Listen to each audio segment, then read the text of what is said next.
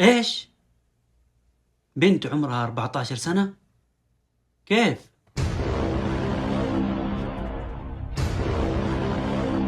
يا هلا والله يا حلوين، كيف حالكم؟ طيبين؟ اليوم قصتنا قصة جدا غريبة لفتاة عمرها 14 سنة اختفت من بيت أهلها فجأة كذا، ما حد يدري إيش الموضوع. شهر أكتوبر 2011 في مدينة آلنويل الأمريكية امتلأت شوارع هذه المدينة ببروشورات كثيرة مكتوب فيها إنه في بنت ضايعة اسمها شيان كرتشر اختفت وأهلها جالسين يدوروا عليها. هذه البنت لما اختفت تركت رسالة مكتوبة بيدها كذا، وكانت هذه الرسالة دليل قوي على مصيبة كبيرة جدا. طبعا الأحداث هذه بدايتها كانت في الأسبوع الأول من شهر أكتوبر. أهل شيان أول ما صحيوا من النوم شافوا في غرفة البنت ما هي موجودة، وفي رسالة مكتوب فيها، هي تاركت الرسالة هذه ومكتوب فيها: أمي وأبويا أنتوا ما سويتوا أي شيء غلط، أنا أبقى أحبكم دائما وأبدا، لكن إذا شفتوا هذه الرسالة معناته إني ما راح أكون معاكم أبدا. بس أهم شيء لا تحاولوا إنكم يوم من الأيام تبحثوا عني ولا تخافوا علي، وأنا بذاتي ما أبغاكم إنكم تبحثوا عني. طبعا الكلام خطير جدا، وخاصة الكلام هذا طالع من بنت عمرها 14 سنة بس. طبعا انتوا اول ما تجيكم هذه الرسالة وتشوفوها وتسمعوها تحسبوا انه ايش، البنت هذه مراهقة وصغيرة كتبت الرسالة هذه عشان تهرب من البيت، لكن الموضوع اكبر من كذا جدا جدا جدا. ايش سووا؟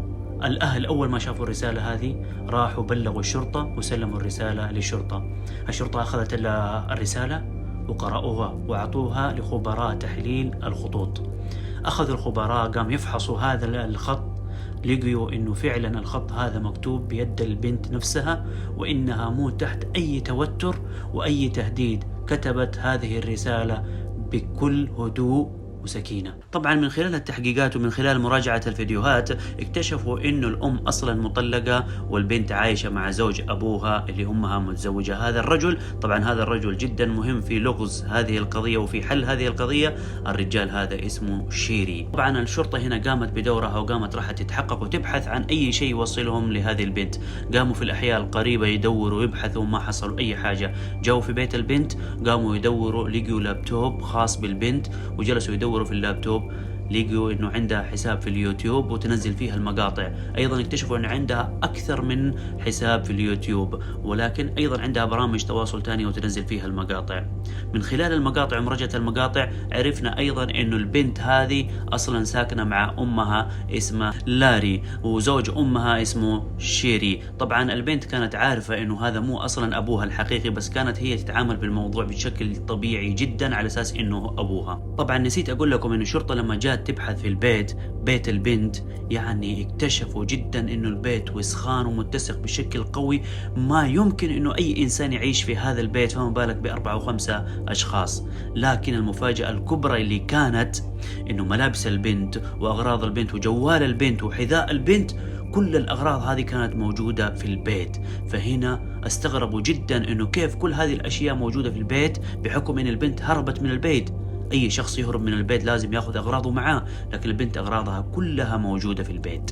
طبعا اذا ما نسيتوا انا قلت لكم الحادثة حصلت في شهر اكتوبر، يعني في فصل الشتاء، فكيف ما تاخذ اغراضها؟ هنا الشرطة بدأوا يتحققوا من الموضوع اكثر واكثر، لكن ما عندهم اي دليل، ما في إلا الفيديوهات اللي زي ما قلنا لكم إنه عندها نشاط في برامج التواصل. بدأوا يراجعوا فيديوهاتها واحد واحد. لاحظوا في أغلب الفيديوهات إنه بيظهر رجل بشكل عشوائي، والسبب إنه البيت مساحته جدا ضيقة والبيت حالته سيئة. الرجل هذا هو زوج أمها اسمه شيري. طبعا إلين وصلوا لآخر فيديو اللي هو عبارة عن بث مباشر. طبعا تشاي كانت جالسة في غرفتها ومسوية بث مباشر وجالسة على سريرها، فجأة يدخل عليها شخص وملامحه ما واضحة لأنه الكاميرا كانت موجهة لتحت. لكن الغريب في الموضوع إنه تشاي لما شافت الشخص هذا وطالعت فيه ملامح وجهها تغيرت فجأة، فزت وقامت راحت للشخص اللي هو شيري زوج أمها، قالت له انتبه أنا مسوي بث مباشر فانتبه من ألفاظك. لكن شيري غير مبالي في الموضوع. الصدمة انه بعد هذا الفيديو بشهر البنت اختفت. طبعا هنا الشرطة قامت فورا باستدعاء شيري وحققوا معاه، وكانت المفاجأة والمصيبة الكبرى اللي راح يقشعر جلدك وجسمك من هذا الكلام.